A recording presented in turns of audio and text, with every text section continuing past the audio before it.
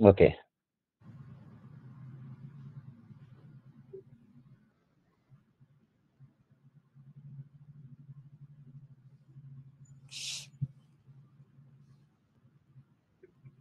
దేవుని యొక్క మహాకృపను బట్టి దేవుడు తన కృప చొప్పున మనలను సజీవుల లెక్కలో ఉంచి, ఈ రీతిగా ఆయన యొక్క సన్నిధిలో ఆయన పాత్రలుగా మనమందరం ఉండడానికి దేవుడు చూపిన గొప్ప కృపను బట్టి దేవుని స్తుతిస్తూ, కొద్ది నిమిషాలు దేవుని యొక్క మాటలను మనము ధ్యానపూర్వకంగా ఆలకిద్దాం. చిన్న ప్రార్థన చేసుకొని, అందరూ ప్రార్థనలో ఏకీభవించండి. మనమందరం చిన్న ప్రార్థన చేసుకొని, దేవుని యొక్క వాక్యాన్ని ధ్యానం చేద్దాం. మహోన్నతుడా, మహాపరిశుద్ధుడా, కృప కలిగిన తండ్రి నీకు వందనాలు. ప్రేమ కలిగిన రక్షక నీకు స్తోత్రాలు. నువ్వు నమ్మదగిన దేవుడివి, కృప కలిగిన దేవుడివి. నీ వాక్యం చేత మమ్మలను ఆదరించే దేవుడివి నీకు వందనాలు. ఈ రాత్రి కాల సమయమందు మేమందరం కలిసి నీ వాక్యాన్ని ధ్యానం చేయడానికి జకరియా గ్రంథంలోనికి మేము వెళ్తుండగా, మా సొంత ఆలోచనలు కాదు గానీ, నీ చిత్తాన్ని, నీ ఉద్దేశాన్ని మా పట్ల, మా జీవితాల పట్ల నెరవేర్చమని, కేవలం నీ ఆలోచనలు మాత్రమే మాకు అనుగ్రహించమని, నువ్వు మాత్రమే మాతో మాట్లాడమని, నువ్వు మాట్లాడే మాటలను మేము శ్రద్ధగాను, వాటిని స్వీకరణతోను గ్రహించి, మా జీవితాల్లో వాటిని నిలుపుకోవడానికి నీ కృపను అనుగ్రహించమని నేను బ్రతిమలాడుకుంటూ, సమస్త మహిమ నీకే చెల్లిస్తూ, ఘనతను ఆరోపిస్తూ, మా ప్రభువును, రక్షకుడునైన యేసుక్రీస్తు వారి శ్రేష్టమైన నామంలో అడుగుతున్నాము తండ్రి.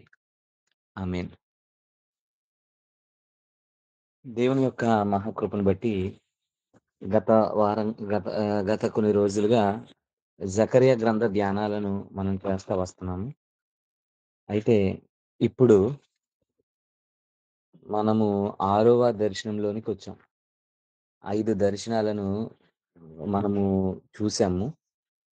వాటిని తెలుసుకోవడానికి దేవుడు కృప చూపించారు. ఒక్కసారి నేను జస్ట్ వాటిని రిమైండ్ చేసి ఈ 6వ దర్శనంలోని మాటలను మీ ముందుకు తీసుకొని రావడానికి ఇష్టపడుతున్నాను. హ్మ్. ఎక్కడంటే బబులోను దేశంలో చెరలోనికి వెళ్ళిపోయిన ప్రజలను దేవుడు విడిపించి వారిని మరలా తన ఆహ్, ప్రజలుగా స్వీకరించి యెరూషలేములోనికి తీసుకొని రావడం మనం చూస్తాం. అక్కడ యెరూషలేములో మందిరం ప్రారంభమవుతుంది గానీ, తిరిగి మందిరాన్ని కట్టట్లేదు. అంటే మందిర పునాదులు వేశారు గానీ, దాని యొక్క నిర్మాణం ముందుకు వెళ్ళట్లేదు. అయితే ముందుకు వెళ్ళని ఆ కారణం చేత దేవుడు హగ్గయితోనూ, జకర్యాతోనూ మాట్లాడుతూ ప్రజలతో మాట్లాడమని కబురు పంపిస్తాడు. ఇవి మనం చూస్తా ఉన్నాం. ఆ కబురులో ఉన్న మర్మాలను, ఉద్దేశాలను మనం చూసినప్పుడు మనకి క్లియర్‌గా ఒక విషయం అర్థమవుతా ఉంటది. ఏంటి అంటే దేవుని యొక్క ప్రణాళిక ఉద్దేశ్యము డిఫరెంట్‌గా ఉంది. సో, ఆ ఉద్దేశాలని ఆయన జకరియా భక్తుని ద్వారా దర్శనాల ద్వారా చెప్తున్నారు అనే విషయాలను తెలుసుకున్నాం. దేవుడు తన సన్నిధిని మరలా తన ప్రజలతో నింపడం ద్వారా ఆహ్, తన సన్నిధిని మరలా తన ప్రజల మధ్యలోకి తీసుకొని రావడం ద్వారా ఆయన వారికి కాపుగాను, ఆయన వారికి తోడుగాను, వారిని నడిపించే నాయకునిగాను ఉండడానికి ఇష్టపడతా ఉన్నాడు అనే విషయాలను మనం చూస్తా ఉంటాం. ఇక్కడ మనం కొన్ని విషయాలను ఆలోచన చేస్తా ఉన్నప్పుడు ఇప్పుడు నేను మరలా ఒకసారి ఆ 5 దర్శనాలను జ్ఞాపకం చేసి ఈ ఆరో దర్శనంలోకెళ్తాను. ఎందుకు 5 దర్శనాలని జ్ఞాపకం చేస్తున్నారు బ్రదర్ అనంటే అవసరం ఉంది. ఫస్ట్‌గా మనం ఆలోచన చేస్తే ప్రజలు మొత్తం దేవుని సన్నిధిని కోల్పోయారు. మొత్తం దేవుని ఉగ్రతకు పాత్రులయ్యారు. అలా దేవుని ఉగ్రతకు పాత్రులైన వారి మీద దేవుడు కోపగించి తన శత్రువులకు వారిని అప్పగించాడు. అయితే ఆ శత్రువులు వారిని చాలా ఘోరమైన హింసలకు గురి చేస్తా ఉన్నారు. ఇలాంటి సమయంలో వచ్చిన మొదటి దర్శనం ఏంటి అంటే, మనము చూస్తే గనక అక్కడ మనకి కనిపిస్తా ఉంటది. గొంజి చెట్ల మధ్య నిలవబడి ఉన్న యెహోవా దూత మరియు లోకమంతయు సంచరించు గుర్రములు అనే విషయాలను మనం చూస్తాం. లోకమంతా సంచరించే ఆ గుర్రాలు ఏం చెప్పాయి అనంటే, లోకమంతా నిమ్మలంగా ఉంది. దేవుని ప్రజలు మాత్రమే లోకం చేతిలో బాధపడుతున్నారు అనే విషయాలను మనం చూస్తాం. అయితే దేవుడప్పుడు ఒక మాట చెప్తాడు. కాబట్టి నా ప్రజలను నేను విమోచిస్తున్నాను. వారి బాధల్లో నుండి వారిని విడిపిస్తున్నాను. వారిని ప్రేమిస్తా ఉన్నాను. వారిని విమోచిస్తా ఉన్నాను అని చెప్పడానికి సింబాలిక్‌గా గొంజె చెట్టుని మనము ఆ దర్శనంలో చూసాం. గొంజె చెట్టు దేనికి సాదృశ్యము అని అనగా విమోచనకు, దేవుని ప్రజలు తిరిగి పునరుద్ధరింపబడడానికి, విడుదలకు, తిరిగి సంతోషాన్ని పొందుకుంటున్నారు అనే వాటికి గుర్తుగా గొంజు చెట్లు మనకు కనబడతా ఉన్నాయి. ఇవన్నీ ఆలోచన చేసినప్పుడు మనము ఈ ఈ దర్శన భావం మనం చూస్తే గనక, దేవుడు మరలా తన ప్రజలకు వాగ్దానాన్ని తెలియజేస్తా అన్యజనులకు తీర్పునిస్తున్నాడు. అంతేకాక తన ప్రజలను విమోచిస్తున్నాడు అనే విషయాలు మనం చూస్తా ఉన్నాం. దీనికి గుర్తుగా ఆయన తిరిగి మందిరాన్ని కట్టి తన ప్రజల మధ్యలోనికి తన సన్నిధిని తీసుకొస్తా ఉన్నాను అనే విషయాలను తెలియజేస్తా మొదటి దర్శనం ఉంది. ఇక రెండో దర్శనం ఏంటండి అనంటే, రెండో దర్శనంలో మనకి మొదటి అధ్యాయము 18వ వచనం నుండి 21వ వచనం వరకు మనకు కనబడతా ఉంటాయి. ఈ ఈ ఈ వచనాల్లో మనకి 4 కొమ్ములు, నలుగురు కంసాలులు కనబడతా ఉంటారు. ఏంటి ఈ 4 కొమ్ములు అంటే, యోధా ప్రజలను హింసించిన 4 రాజ్యాలకు గుర్తుగా ఉంటారు. అంతేకాకుండా మరి ఆ 4 కంసాలులు ఎవరు అనంటే, వారిని అణిచివేయడానికి దేవుడు ఏర్పాటు చేసుకున్న వ్యక్తులే ఆ నలుగురు కంసాలులు. సో, మనము దీని ద్వారా మనం అర్థం చేసుకోవచ్చు. దేవుడు తన ప్రజలను, అన్యజనులను అణచడానికి, యోధా ప్రజలపై తనకున్న ప్రేమను చాటడానికి, ఆయన దేవునిగా తన ప్రజలను హింసించే వారిపై తన ఉగ్రతను చూపించడానికి గుర్తుగా ఈ దర్శనం కనబడతా ఉంది. ఇక్కడ మనం అర్థం చేసుకోవచ్చు. అన్యజనుల అన్యజనులకు తీర్పు కనబడతా ఉంది. అన్యజనులకు తీర్పు కనబడతా ఉంది. ఇక మూడో దర్శనానికొస్తే, అక్కడ మనకి కొలనూలు చేత పట్టుకున్న ఒక మనుషుడు కనబడతా ఉంటాడు. అతడు యెరూషలేమును తిరిగి కట్టడం ద్వారా దేవుడు తన ప్రజలను సమకూర్చడం, అంతేకాకుండా వారి మధ్యలో తన సన్నిధిని నింపుతాను అననడం, వారికి తన రక్షణను, కాపుదలను ఇస్తాను అననడం మనకి కనబడతా ఉంటది. సో, మూడవ దర్శనంలో మనం చాలా క్లియర్‌గా చూసుకోవచ్చు. ఏంటి అంటే, దేవుడు తన సన్నిధిని తన ప్రజల మధ్యలోనికి దింపుతున్నాడు అన్న విషయం. దేవుడు తన సన్నిధిని తన ప్రజల మధ్యలోనికి దింపుతున్నాడు అన్న విషయం. సో, తన సన్నిధిని నిలపడం ద్వారా వారికి తన రక్షణను, తన కాపుదలను తెలియజేస్తా ఉన్నాడు అన్న విషయాన్ని మూడవ దర్శనంలో మనం చూడగలుగుతా ఉన్నాం. ఇక్కడ మూడో దర్శనంలో మనం గమనించినట్లయితే, వారిని రక్షించడానికి ఆయనే వారి మధ్యలో నివసించడానికి ఇష్టపడతా ఉన్నాడు. అంతేగాక తన ప్రజలను ముట్టుకుంటే తన కంటి పాపను ముట్టుకున్నట్టుగా, అంటే తన ప్రజలను ఆయన తన కంటి పాపలా చూసుకుంటాను అని. మనమందరం పాడుతా ఉంటాం గదా! పాట. కంటి పాపను కాయు రెప్పల. నిజంగానే మనందరిని తన కనుపాపల్లా దేవుడు చూసుకుంటాను అన్న ప్రేమను వాగ్దానం మూడో దర్శనంలో కనబడతా ఉంటది. ఇక నాలుగో దర్శనం ఏంటి అంటే, ఎప్పుడైతే దేవుడు తన సన్నిధిని వారి మధ్యలోనికి దింపుతాను అని అన్నాడో, ఎప్పుడైతే దేవుడు వారి మధ్యలో మందిర నిర్మాణం జరిగిస్తాను అని అన్నాడో, వెంటనే సాతాను ఏం చేశాడంటే, మలిన వస్త్రాలతో నింపబడిన, పూయబడిన యెహోషువను తీసుకొని వచ్చి దేవుని ముందు నిలబెట్టాడు. యెహోషువను తీసుకొని వచ్చి దేవుని ముందు నిలబెట్టాడు. ఎవరు యెహోషువ అంటే, ఆయన యాజకుడు. మందిర నిర్మాణం జరిగితే జరగాల్సింది యాజకత్వం. ఆ యాజకత్వం చేయగలిగిన మనుషులు ఈ భూమి మీద లేరు. అందరూ పాపులే అన్న విషయాన్ని తీసుకొని వస్తా ఉన్నాడు సాతాను. సాతాను ఉద్దేశ్యం ఏంటి అంటే, నువ్వు మందిరాన్ని నిర్మిస్తానంటున్నావు. మరి యాజకులుగా ఉండాల్సిన వాడు ఏమవుతున్నారు? మలిన వస్త్రాలు ధరించుకొని భూమి మీద పాపులుగా నిలుస్తా ఉన్నారు అని సాతాను ఫిర్యాదు చేస్తా ఉన్నాడు. అప్పుడు దానికి దేవుడు, నా ప్రజలను యాజకులుగా మార్చడానికి నేనే స్వయంగా వారిని శుద్ధి చేస్తాను అని సాతానుని గద్దిస్తాడు.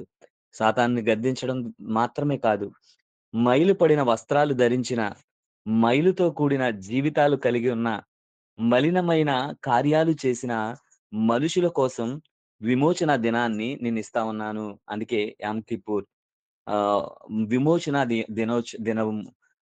ఒక్క దినములోగానే నేనందరిని విమోచిస్తాను, కడుగుతాను, వారిని రక్షిస్తాను అని చెప్పి, తనకున్న మలిన వస్త్రాలన్నీ తీసివేసి, ప్రశస్తమైన యాజకులుగా దేవుడు తన ప్రజలను నిలుపుకోవడం 4 దర్శనంలో చూస్తా ఉన్నాం. ఇక్కడ మనం అర్థం జేసుకోవచ్చు. ఇక్కడ మనం అర్థం జేసుకోవచ్చు. దేవుని ప్రణాళిక, దేవుని యొక్క ఉద్దేశ్యం ఎంత సుస్పష్టంగా నడుస్తా ఉందో. దేవుడు తన ప్రజలను తిరిగి రక్షించుకోవడానికి వారి మధ్యలోనికి తన సన్నిధిని తీసుకొని రావడం. ఎవరైతే సన్నిధికి అడ్డుగా ఉన్నారో, ఆ అన్యజనులను చెదరగొట్టడం రెండవ దర్శనం. మూడో దర్శనం తిరిగి నిర్మాణాన్ని, అంటే ఒక ఆత్మీయ జీవితాలను కట్టడానికి ప్రారంభం. అయితే అదే సమయంలో ఆత్మీయ జీవితాలకు అడ్డుగా ఉన్న పాపాన్ని, పాపపు క్రియలను ఏమైతే ఉన్నాయో వాటన్నిటిని ఆయనే స్ పాప పరిహారం చేసి మనలను యాజకులుగా సిద్ధపరచడం. ఇక్కడ వరకు చూసాం. ఇక ఐదో దర్శనంలో మనం చాలా క్లియర్‌గా చూడొచ్చు. మనుషులను ఆయన రాజులుగా మార్చడం. ఎలా అంటే తన ఆత్మ ద్వారా. ఇక్కడ ఆహ్, దీపస్తంభము, దీపస్తంభానికి ఒక ప్రమిద. ఆ ఆహ్, ప్రమిదకు 2 వైపులా 2 ఒలీవ చెట్లు. 2 ఒలీవ చెట్ల ద్వారా నూనెని నిరంతరము దాంట్లోకి ప్రవహించడం. మనం చూస్తా ఉంటాం. నిరంతరము దానిలోనికి ప్రవహించడం. ఇప్పుడు మందిరంలో ఉన్న ఒలీవ చెట్టు యొక్క గొప్పతనాన్ని, ఆ లక్షణాలను గత వారం చాలా కూలంకషంగా చర్చించాం. ఇక మనం ఆలోచన చేస్తే ఒలీవ చెట్టు ఎక్కడుందండి? మందిరంలో ఉంది. ఒలీవ చెట్టు మందిరంలో ఉంది. మందిరంలో ఉన్న ఒలీవ చెట్టుకు ఒలీవ చెట్ల ద్వారా ఆత్మ ఆయిల్ పుష్కలంగా నింపబడతా ఉంది. దట్ మీన్స్ పరిశుద్ధాత్మని యొక్క సహాయంతో. ఇక్కడ మనం చూడొచ్చు, చాలా మంది స్కాలర్స్ ఏం చెప్పారంటే, ఆ 2 ఒలీవ చెట్లు, ఒకటి యెహోషువ, 2 జెరుబ్బాబెల్ అని.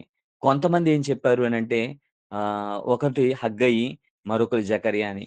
మెట్టుకు ఏమైనప్పటికీ నేనేమంటున్నానంటే, ఆ 2 ఒలీవ చెట్లు దేవుని యొక్క పరిశుద్ధులకు ఆనవాలు. ఆ 2 ఒలీవ చెట్లు ప్రకటన గ్రంథంలో చెప్పబడినట్లుగా ఈ లోకము మీదకి ప్రవచనాన్ని ఎత్తి పట్టుకుని సాక్ష్యం చెప్పే సాక్షులు. లోకం మీద నేరారోపణ చేసే సాక్షులు. అంతేకాదు, ఎప్పుడైతే నూనె గాని, పరిశుద్ధాత్మ గాని నింపబడుతుందో అప్పుడు ప్రవచనం ఎత్తి మాట్లాడతారు. అనేకులు దేవుని యొక్క కార్యాలను ప్రకటిస్తారు. ఈ లోకానికి వెలుగుగా మారతారు అన్న విషయాలను మనం జ్ఞాపకం చేసుకున్నాం. మనము ఈ దర్శనం ద్వారా దేవుడు తన ప్రజలను ప్రత్యేకపరిచిన విధానం చూస్తా ఉన్నాం. దేవుడు తన ప్రజలను రాజులైన యాజక సమూహముగాను, పరిశుద్ధ జనమైన సొత్తుగాను ప్రత్యేకపరిచి, ఈ లోకములో ఒక ప్రత్యేకమైన వెలుగుతో జీవించడానికి, ఒక ప్రత్యేకమైన గుర్తింపుతో, ఒక ప్రత్యేకమైన రీతిలో వారు బ్రతకడానికి, అంతేకాకుండా ఈ లోకంలో సాక్షులుగా నిలవబడటానికి, అంతేకాకుండా పరలోకంలో ఈ లోకం మీద నేరారోపణ చేయడానికి ఒక ప్రత్యేకమైన రీతిలో వారిని నిలుపుకుంటున్నాడు అనే విషయాలను ఐదో దర్శనంలో చూస్తాము. ఇక ఆరో దర్శనానికొద్దాం. ఇప్పుడు ఈ ఆరో దర్శనం మనం చదువుదాం. ఒకసారి ఎవరైనా ఆరో దర్శనం చదువుతారా? ఆహ్, జకర్యా గ్రంథము 5వ అధ్యాయము 1 నుండి 4 వచనాలు. జకర్యా గ్రంథము 5 నేను అధ్యాయము 1-4 వచనాలు. నేను మరలా తేరి చదువు చూడగా తమ్ముడు. ఎగిరిపోవు పుస్తకం ఒకటి నాకు కనబడెను. నీకేమి కనబడుచున్నదని అతడు నన్నడగగా, నేను ఇరువై బూరల నడివియు 10 మూరల వెడల్పు గల ఎగిరిపోవు పుస్తకం ఒకటి నాకు కనబడుచున్నదంటిని. అందుకతడు నాతో ఇట్లనెను, ఇది భూమి అంతటి మీదికి బయలువెళ్ళు శాపమే. దానికి ఒక ప్రక్కన వ్రాసియున్న దానిని బట్టి దొంగిలిన వారందరును కొట్టివేయబడుదురు. రెండవ ప్రక్కన వ్రాసియున్న దానిని బట్టి అప్ర అప్రమాణీయులందరును కొట్టివేయబడుదురు. ఇదే సైన్యములకు అధిపతియగు యెహోవా వాక్కు. నేను దాన్ని బయలుదేరజేయుచున్నాను. అది దొంగల ఇండ్లలోను, నా నామమును బట్టి అబద్ధ ప్రమాణము చేయువారి ఇండ్లలోను ప్రవేశించి, వారిండ్లలో ఉండి వాటిని వాటి దూలములను, రాళ్లను నాశనము చేయును. అన్న 4 ఆ! అంతే తమ్ముడు. సరిపోతుంది. ఇప్పుడు మనం చూస్తే ఈ దర్శనంలో ఎగిరిపోవు పుస్తకము కనబడతా ఉంది. ఈ ఎగిరిపోవు పుస్తకానికి 2 వైపులున్నాయి. ఈ ఎగిరిపోవు పుస్తకానికి 2 వైపులున్నాయి. అంతేకాకుండా ఈ ఎగిరిపోవు పుస్తకానికి ఒక కొలత ఉంది. గుర్తుపెట్టుకోండి. ఈ ఎగిరిపోవు పుస్తకానికి ఒక కొలత ఉంది. పుస్తకం అంటే ఇప్పటి రోజుల్లో మనం ఒక పుస్తకం కింద చూస్తాం గానీ, ఆ రో ఆ రోజుల్లో ఒక స్క్రోల్ అన్నమాట. అక్కడ కనబడుతుంది గదండీ! ఒక స్క్రోల్. ఈ స్క్రోల్ మనకి కనబడతా ఉంటది. సో, ఇప్పటి వరకు నేను ఎందుకు ఉపోద్ఘాతం అంతా చెప్పాను అంటే, మనము దేవుని యొక్క ప్రవచనాన్ని ఆలోచిస్తే గనక ఎంత స్పష్టంగా, ఎంత దేవుని యొక్క ఎంత ఎంత అద్భుతంగా ఉంటుంది. Flying scroll very good. ఎంత అద్భుతంగా ఉంటుంది. ఎంత పగడ్బందీగా అంటే ఇది చాలా మంది ఏమంటారంటే ఒక ఆహ్, ఆర్డర్‌లో లేదు అంటారు. కానీ ఎంత అద్భుతమైన ఆర్డర్‌లో ఉంది అని చెప్పడం కోసమే చూపించాను. ఫస్టు దేవుని ప్రజలు అన్యజనుల చేతుల్లో హింసింపబడడం ఫస్ట్ దర్శనమండి.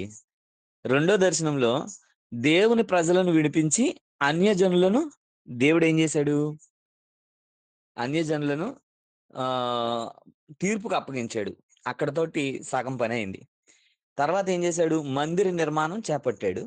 అయితే ఆ మందిరంలోనికి కావలసిన వారు ఎవరు అనంటే యాజకుడు, ఆ మందిర నిర్మాణం చేయించడానికి కావాల్సిన రాజు. వీళ్ళిద్దరిని సిద్ధపరిచాడు. అంటే రాజులైన యాజక సమూహంగా దేవుడు మందిరాలను నిర్మించే వ్యక్తులను సిద్ధపరిచాడు. ఇక్కడి వరకు గుర్తుంది కదండీ! మరి ఎవరు మిగిలిపోయారు? మందిరంలో ఉన్న ఒలివ చెట్లున్నారు. ఒలివ చెట్లుగా మనుషులున్నారు. బయటేమో అన్యజనులు శిక్షింపబడుతున్నారు. ఇంకెవరు మిగిలిపోయారంటే జాగ్రత్తగా ఆలోచించండి. ఇంకెవరు మిగిలిపోయారనంటే దేవుని వాక్యము తెలియని అన్యజనులకేమో ఒక పక్కన శిక్ష పడుతుంది. దేవుని వాక్యాన్ని ఎరిగిన వ్యక్తులలో రాజులైన యాజక సమూహములుగా మందిరంలోనికి వచ్చిన వ్యక్తులకేమో వచ్చిన వ్యక్తులేమో ఆత్మచేత నింపబడుతున్నారు. మరి ఎవరు మిగిలిపోయారు ఎవరైనా చెప్తారా? ఇంకా ఎవరు మిగిలిపోయారు? నేను మరలా ఒకసారి చిన్న క్లారిటీ ఇస్తాను మీకు. అప్పుడు ఇంకొంచెం బాగా అర్థమవుతది. మరలా చెప్తున్నాను. మొత్తం అన్యజనులు దేవుని ప్రజలు.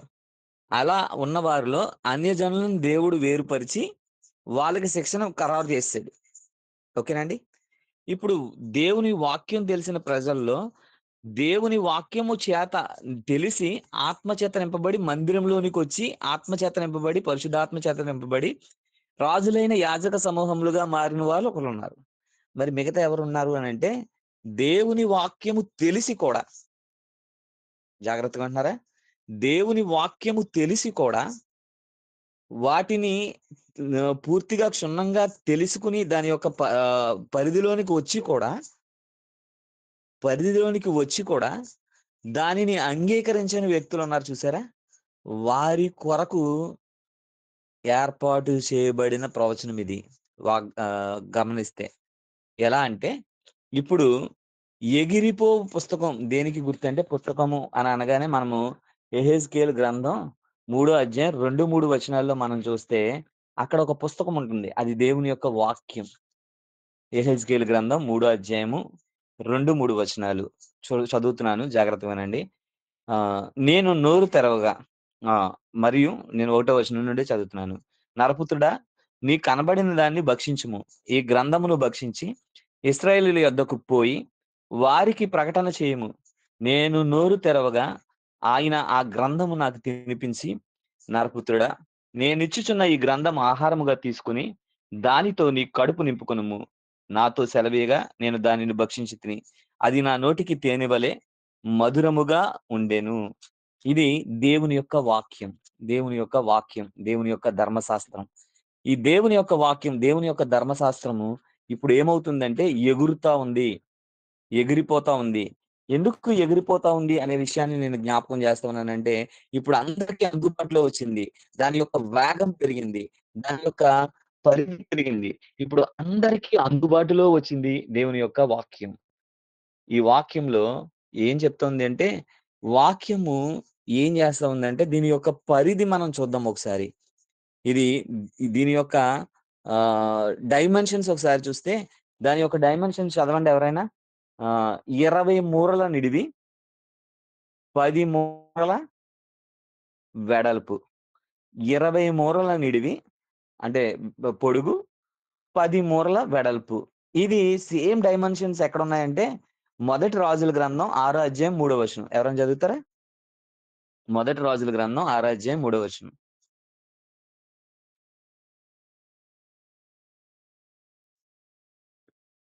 రాజుల మొదటి గ్రంథం 6 అధ్యాయం 3 వచనం.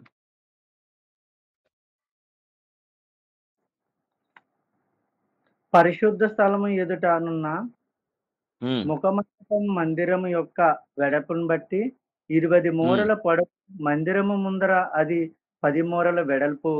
అతడు హ్మ్. మందిరమునకు విచిత్రమైన పనితో చేయబడిన అల్లిక చాలండి. చాలు. పరిశుద్ధ స్థలము ఎదుట ముఖ మండపము. అంటే పరిశుద్ధ మందిరంలోనికి, అంటే ఎక్కడైతే ఒలీవ చెట్లు స్థాపింపబడ్డాయో, ప్లాంట్ చేయబడ్డాయో ఆ ప్లేస్‌కి వెళ్ళాలి అంటే, ముందు ఒక ప్లేస్ ఉంది. అది దాటుకుని మందిరంలోనికెళ్ళాలి. ఆ ప్లేస్ యొక్క డైమెన్షన్స్ ఎంత అంటే 20 మూరల వెడల్పు, అదే 20 మూరల పొడుగు, 10 మూరల వెడల్పు. సేమ్ డైమెన్షన్స్ కదండీ! గమనించారా? Same dimensions. సో, ఇప్పుడేంటి అంటే, ఈ వాక్యము ద్వారా ఎవరైతే ఉన్నారో వాళ్ళు ఎక్కడికి అడుగు పెట్టాలి అంటే, ఆ వాక్యంలో నుండి అవతలకి అడుగు పెడితే అది మందిరం. అలా మందిరంలోకెళ్ళినోళ్ళు ఏమవుతారంటే పరిశుద్ధాత్మ చేత నింపబడి, ఎంతసేపు పరిశుద్ధాత్మ ఆధీనంలో ఉండి, పరిశుద్ధాత్మని ఆధీనంలో ఉన్నవాళ్ళు కృప చేత నింపబడి, దేవుని ఆత్మ కార్యాలను జరిగిస్తారు. ఇంకా చెప్పాలంటే ఆత్మ ఫలమును ఫలిస్తారు. కానీ అటు వెళ్ళక, దీని యొక్క అడ్డగింపులో ఉండి ఆగిపోయి ఎవరైతే బయటుండిపోయారో, ఆ పరిధి బయటే ఉండిపోయిన వ్యక్తులు ఏమవుతారంటే శాపాన్ని చూస్తా ఉంటారు. ఎందుకు అనంటే ఎలా అంటే, ద్వితీయోపదేశకాండం 29 అధ్యాయం 27 వచనంలో మనకి చూస్తే చాలా క్లియర్‌గా కొన్ని విషయాలు మనకు కనబడతా ఉంటాయి. చాలా క్లియర్‌గా చాలా విషయాలు కనబడతా ఉంటాయి. ఎలా అంటే చూడండి, నేను 19వ వచనం నుండి చదువుతున్నాను. జాగ్రత్తగా వినండి. ద్వితీయోపదేశకాండం 29 అధ్యాయం 19వ వచనం.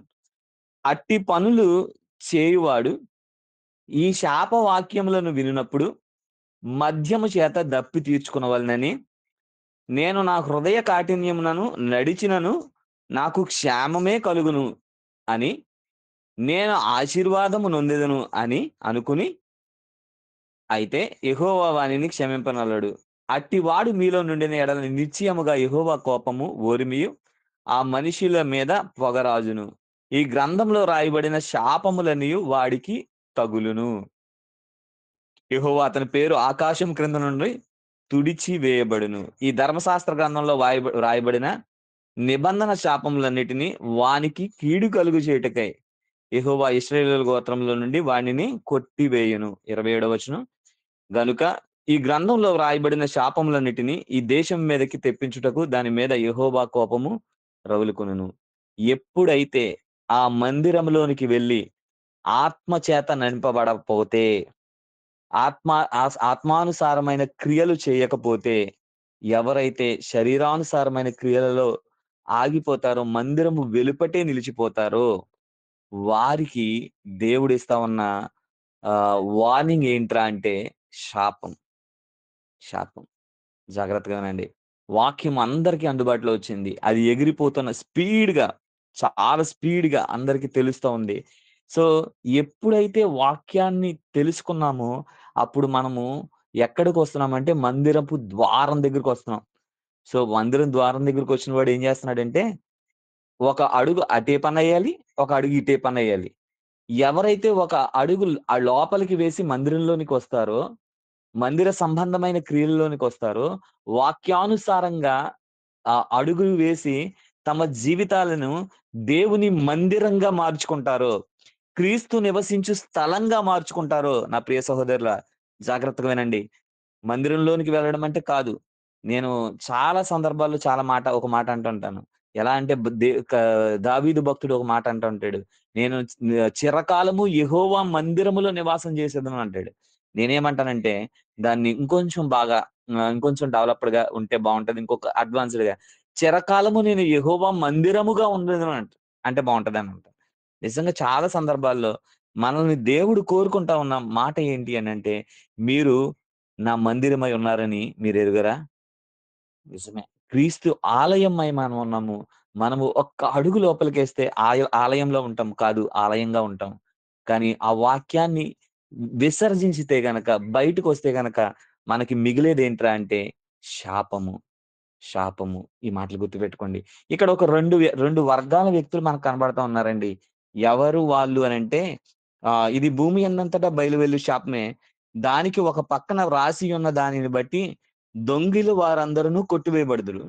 రెండో పక్కన రాసి ఉన్న దానిని బట్టి అప్రామాణికులను కొట్టివేయబడుదురు. దొంగిల వారు అండ్ అప్రామాణికులు, ప్రమాణం లేనివారు. ప్రమాణికులంటే అప్రామాణికులు అంటే ఒక, ఒక స్కేల్ లేకుండా లేదా ఒక బోర్డర్ లేకుండా ఒక నియమ నిబంధనలు లేకుండా బతికేస్తా ఉన్నారు అనే విషయాలను జ్ఞాపకం చేసుకోండి. అలాంటి వ్యక్తులను దేవుడు ఆహ్, ఈ వాక్యం ద్వారా జడ్జ్ చేస్తా ఉన్నాడు.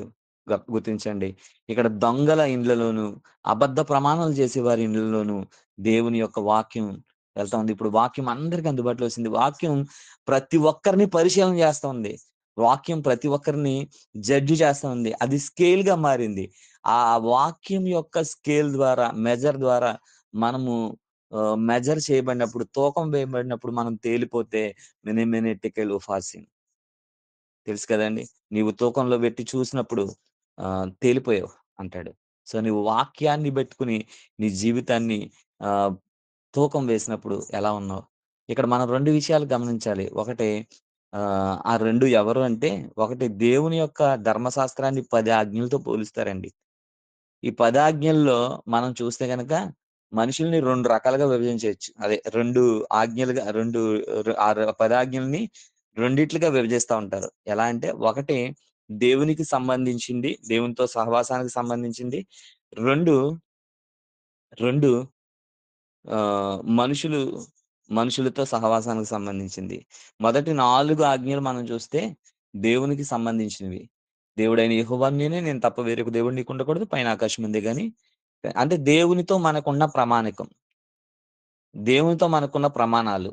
2 నీ దేవుడైన యెహోవా నీకు అనుగ్రహించు దేశంలో నీ దేవుడైన యెహోవా నామమును వ్యర్థంగా నుచ్చరించకూడదు. విశ్రాంతి దినము పరిశుద్ధంగా ఆచరించాలి. నీ దేవుడైన యెహోవా నీకు అనుగ్రహించు దేశంలో నీవు దీర్ఘాయుష్మంతుడగునట్లు నీ తల్లిని, నీ తండ్రిని సన్మానించుము. ఈ 4 దేవునికి సంబంధించి దేవుని యొక్క ప్రమాణాలతో ఉన్నవి. సో, ఈ 4 అంతేకాకుండా మిగిలిన 6 దొంగిలింపకూడదు, వ్యభిచరింపకూడదు, నరహత్య చేయకూడదు, నీ పొరుగువాని ఇల్లు ఆశింపకూడదు, నీ పొరుగువాని భార్యనైనను, అతని దాసునైనను, అతని దాసినైనను, అతని ఎద్దునైనను, అతని గాడిదనైనను, నీ పొరుగువానిదగు దేనినైనను నీవు ఆశింపకూడదు. ఈ 10 ఆజ్ఞల్ని మనం 2గా విభజిస్తే, ఒకటి ఇతరులతో మన సంబంధం, 2 దేవునితో మన సంబంధం. ఇక్కడ కూడా మనం చూస్తే గనుక దొంగిలడం, ప్రామాణికత లేకపోవటం. 2 విషయాల్లో చాలా క్లియర్‌గా ధర్మశాస్త్రానికి సంబంధించి, వాక్యానికి సంబంధించి దేవుడు మన ఇండ్ల ఇండ్లలోనికి వచ్చి ప్రవేశించి, అందరి ఇండ్లలో ఉండి, వారి దూలాన్ని, రాళ్ళను చూస్తా ఉన్నాడు. పరీక్షిస్తా ఉన్నాడు. ఇప్పుడు పరీక్షిస్తా ఉన్న ఆ వాక్యం ఏం చేస్తా ఉందంటే, ఆహ్, ఇండ్లలో ఉన్న దూలాల్ని, రాళ్ళని నాశనం చేస్తా ఉన్నది. జ్ఞాపకం పెట్టుకోండి నా ప్రియ సహోదరి, నా ప్రియ సహోదరుడా. వాక్యం నీ జీవితంలో, వాక్యం నీ శరీరాన్ని చాలా డీప్‌గా అబ్జర్వ్ చేస్తుంది. ఎవ్వరు అబ్జర్వ్ చేయట్లేదు అనుకుంటున్నావేమో. నువ్వు పాపం చేస్తున్నాను, నేను పాపం చేస్తున్నాను అనుకుంటున్నావేమో. కానీ నన్నెవరు చూడట్లేదు అని అనుకుంటున్నావేమో. కానీ దేవుని వాక్యం చెప్తా ఉన్న మాటేంటో తెలుసా? అది బయలుదేరిపోయింది. ఎగురుకుంటా వస్తా ఉంది. అది నీ ఇండ్లలో ప్రవేశించింది, నీ జీవితంలో ప్రవేశించింది, నీ ఆలోచనలో ప్రవేశించింది. అది ఎప్పటికప్పుడు నిన్ను పరిశీలిస్తా ఉంది, నిన్ను పరీక్షిస్తా ఉంది. ఎన్నిసార్లు ఆ వాక్యం ముందు తేలిపోతా ఉన్నావు. ఆ వాక్యం ఒకటి చెప్తా ఉంది, నువ్వు ఒకటి చేస్తున్నావు. వాక్యం ఒక రీతిగా ప్రవర్తిస్తా ఉంది, నేను ఒక రీతిగా ప్రవర్తిస్తా ఉన్నాను. మన జీవితాల్ని చూస్తా ఉన్న ఆ వాక్యం మనకి ఆశీర్వాదాన్ని మిగిల్చేదిగా ఉందా? ఆ వాక్యం మనకి శాపాన్ని మన జీవితాల్లో మిగిల్చేదిగా ఉందో, మనల్ని మనమే పరిశీలన చేసుకొని సరి జేసుకోవాల్సిన వారమై ఉన్నాం. అది బయలుదేరిపోయింది. ఈరోజు నీతో మాట్లాడుతా ఉంది, నాతో మాట్లాడుతా ఉంది. ఒకవేళ మనల్ని మనం సరి చేసుకోకపోతే, అది మన జీవితాల్లో ఉన్న దూలములను, రాళ్ళను, చాలా రాళ్ళుండుంటాయి. ఆటన్నిటిని నాశనం చేసేస్తా ఉంటది. చాలా కట్టేసుకున్నాం. ఇటుక మీద ఇటుక పేర్చేసుకున్నాం. నా జీవితాన్ని బిల్డ్ చేసుకున్నాను అనుకుంటున్నాం. కానీ ఒక్కసారిగా కుప్పకూలిపోయే అవకాశం ఉంది. నువ్వు ఏ కలల మేడలైతే కట్టేసుకుంటున్నావో, ఏ రంగుల రాళ్ళతో నీ జీవితాన్ని నింపేసుకుంటా ఉన్నామో, ఏ రంగుల కలల్లో బతికేస్తా ఉన్నావో, నేను ఏ రంగుల కలల్లో బతికేస్తున్నానో, ఏ రంగు రాళ్ళతో నా జీవితాన్ని అలంకరించుకున్నాను అనుకుంటున్నాను, అదంతా మాయ. దేవుని వాక్యం ముందది తేలిపోతా ఉంది. ఒకవేళ నీ జీవితంలో, నా జీవితంలో అటువంటి రంగురాళ్ళతో, మాయాలోకంలో లోకపు తుచ్చలతో ఒక సినిమాటిక్ వాతావరణంలో లేకపోతే ఒక మాయ ప్రపంచంలో బతికేస్తున్నామేమో. దేవుడు నిన్ను నన్ను పరీక్షిస్తా ఉన్నాడు తన వాక్యం ద్వారా. అది మన ఇండ్లలో ప్రవేశించింది. అది మన ఇండ్లలో ఉంటా ఉంది. అది బ మనల్ని పరిశీలన చేస్తా ఉంది. యోసేపు తేలిపోలేదండి వాక్యాన్ని బట్టి. నా నా ముందు వాక్యం ఉంది, నేను పాపం చేయను. నా ముందు వాక్యం ఉంది, నేను పాపం చేయను. ఎప్పుడైనా సరే మనం నిర్ణయం తీసుకునే ముందే ఒకసారి ఆలోచించండి. ఇది వాక్యానుసారమా? కాదా? అని. ఒక్క మాట చెప్పి నేను ముగిస్తాను. కీర్తనల గ్రంథంలో మాట. కీర్తనల గ్రంథం 119 సంకీర్తన. 119 సంకీర్తన 11 వచనం.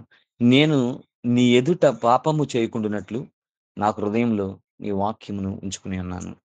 మనం పాపం చేయకుండా ఉండాలంటే మన హృదయంలో వాక్యం ఉంచుకోవాలి. లేదంటే హృదయం బయట ఉన్న వాక్యం నిన్ను నన్ను జడ్జ్ చేస్తుంది. ఇప్పుడు వాక్యం నీ ఇంటి దొలాల్లో ఉందా? లేదా వాక్యం నీ హృదయంలో నిలిచి కార్యం చేస్తా ఉందా? మనల్ని మనం పరిశీలించుకుందాం. వాక్యంలో నీవున్నట్లయితే ఆత్మచేత ఫలించబడి ఆత్మ ఫలముగా నిలవబడతావు.